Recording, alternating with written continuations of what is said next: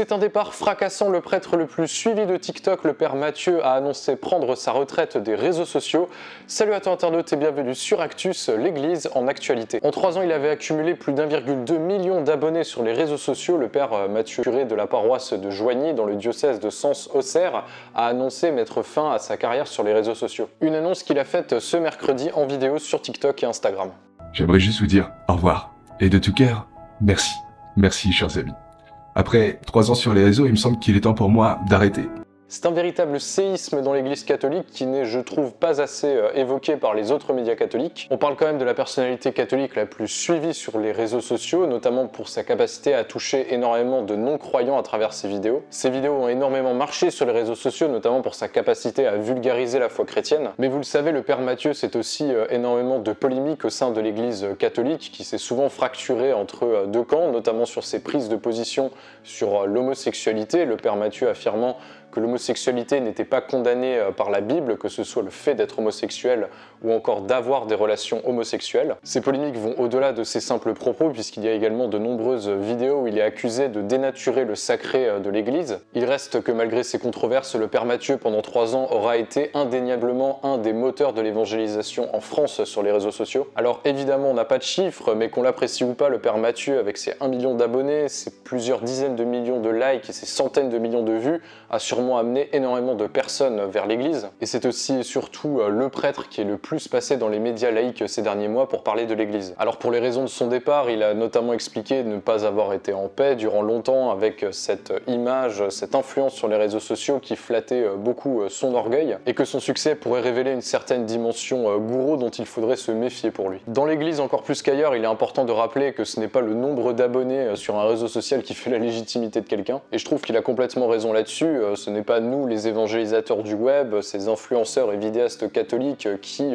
convertissons les personnes, il n'y a que le Christ qui peut faire ça. Alors maintenant se pose la question, quel futur pour le web catholique sans sa tête la plus connue? Est-ce qu'il y a une ou plusieurs autres chaînes ou têtes qui vont prendre le pas et émerger? Alors malgré les polémiques, malgré les sujets tendus et les désaccords, je tiens vraiment à te remercier Père Mathieu pour tout ce que tu as apporté sur les réseaux sociaux ces dernières années. Et puisses-tu continuer de toucher des cœurs à travers ton ministère de prêtre et continuer de prier pour nous, les évangélisateurs et influenceurs du web. Allez, on passe au reste des actualités nationales. On part à Lyon où une cinquantaine de jeunes migrants ont trouvé refuge dans une église du 3e arrondissement depuis vendredi dernier. Alors cette histoire, elle se passe à l'église du Saint-Sacrement où se sont présentés plusieurs jeunes migrants avec l'association SOS Migrants Croix-Rousse pour demander l'hospitalité pour cette cinquantaine de jeunes mineurs qui vit depuis avril dans le square Sainte-Marie-Perrin, juste en face de l'église donc. Et c'est l'archevêque de Lyon en personne, Monseigneur Olivier de Germay, qui a accepté leur requête après être venu leur rendre visite. Le diocèse précise tout de même que cet accueil, cette solution n'est que temporaire, que des discussions sont en cours avec les pouvoirs publics pour pouvoir trouver d'autres solutions rapidement. Car vous vous en doutez, cette actualité, elle relance l'éternel débat sur le rôle que doit exercer l'Église pour aider les personnes défavorisées, les personnes de la rue. Car si l'assistance, l'aide aux plus pauvres est un précepte biblique, de nombreuses personnes accusent l'État de se servir des associations et également de l'Église pour se décharger de ses responsabilités envers les plus défavorisés. Pour l'heure, les mineurs sont toujours logés dans les transepts de l'église et libèrent l'édifice pour la journée afin de laisser les croyants prier en attendant d'être relogés. On l'évoquait il y a 2 semaines et après plus d'1 an et demi d'attente, ça y est, la suspension des ordinations du diocèse de Fréjus-Toulon est enfin levée. C'est le nouvel évêque coadjuteur du diocèse, Monseigneur François Touvet, qui l'a annoncé dimanche dernier lors d'une messe. La prochaine célébration d'ordination se déroulera donc le 21 janvier 2024. Que le décret du 28 avril 2022 ajournant les ordinations est désormais révoqué.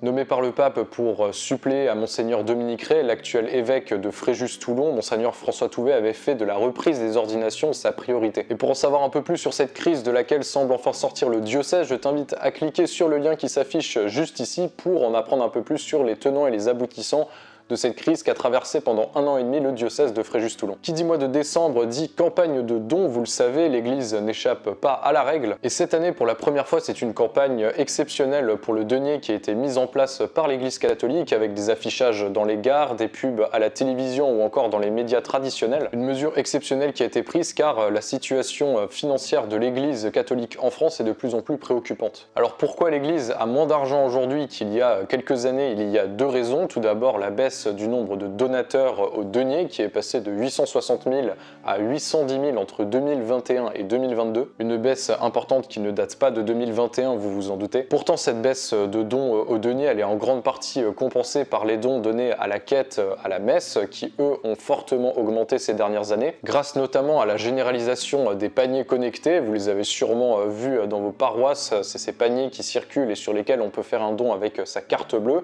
Moi perso, depuis qu'il y a ça, je peux enfin donner à chaque messe parce que j'ai jamais de monnaie sur moi. Mais le problème, c'est que l'ensemble de ces rentrées d'argent ne suffisent pas à compenser le deuxième facteur problématique pour l'Église, à savoir l'inflation. Une autre piste de financement pour l'Église, ça reste de faire appel aux dons pour des projets bien spécifiques. On peut par exemple penser au financement d'un événement particulier dans un diocèse, la rénovation ou la construction d'un bâtiment religieux, des démarches qui sont souvent utiles pour susciter des dons au niveau local. Et si vous avez les moyens et l'envie de donner au denier de l'Église, vous pouvez suivre l'adresse qui s'affiche juste ici et qui sera également en dessous dans la description pour pouvoir donner au denier de l'Église. On passe aux actualités internationales avec cette annonce qui fera plaisir à nos voisins belges, puisque le pape a annoncé ce mardi dans un entretien télévisé de la chaîne mexicaine Noticieros Televisa qu'il ira en Belgique en 2024. Désolé pour l'accent, j'ai jamais fait espagnol. Cela fait 28 ans qu'aucun pape ne s'est rendu en Belgique, le dernier c'était Jean-Paul II en 1995. La visite de François se fera, elle, à l'occasion de la naissance de l'université de Louvain il y a 600 ans. Il faut encore attendre pour avoir une idée précise de ce voyage, à savoir quel mois, qu'est-ce qu'il fera précisément durant ce voyage. D'autant que le pape a aussi évoqué un voyage en Argentine et en Polynésie. On pourrait donc avoir le pape qui retourne sur le sol français en 2024.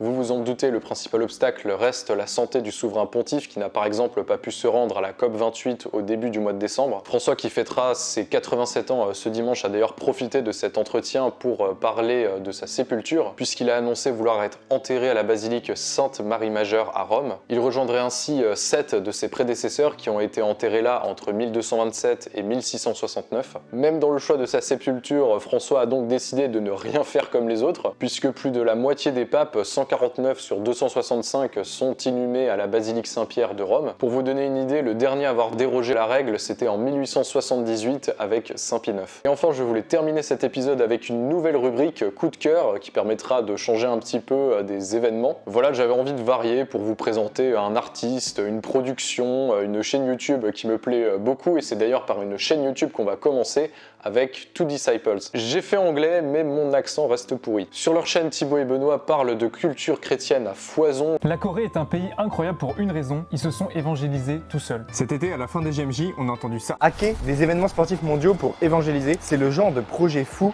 qui a directement attiré notre attention. Car qu'est-ce qui fait de bons JO selon vous? Gagner des médailles, battre des records ou faire une belle cérémonie d'ouverture? Pour certains, c'est autre chose. C'est de savoir combien de personnes vont ouvrir leur Bible ou rencontrer le Seigneur pour la première fois pendant cet événement. Donc si tu veux en apprendre plus sur la série The Chosen ou encore sur le plus grand festival chrétien du monde, il faut aller sur Two Disciples. Je vous mets le lien juste en dessous dans la description pour découvrir cette chaîne. Voilà, c'est la fin de cet épisode Actus. N'hésite pas à le partager s'il t'a plu, et tu peux également t'abonner à la chaîne si ce n'est pas encore fait. Enfin, vous pouvez également me suivre sur Instagram où je parle également d'actualités chrétiennes pour pouvoir me suivre un peu plus au quotidien. Il y a de nombreuses vidéos qui vont sortir dans les prochains jours. Et je vous donne déjà rendez-vous la semaine prochaine pour un épisode d'Actus, mais également pour une vidéo sur la diplomatie du Vatican. Alors ça paraît un peu barbare comme ça, mais vous allez voir, c'est un épisode que je trouve très intéressant. Et pas que parce que c'est moi qui l'ai fait, parce que c'est un sujet juste beaucoup trop sous-estimé aujourd'hui. Et en attendant la semaine prochaine, je vous dis à très vite sur Ictus. Salut!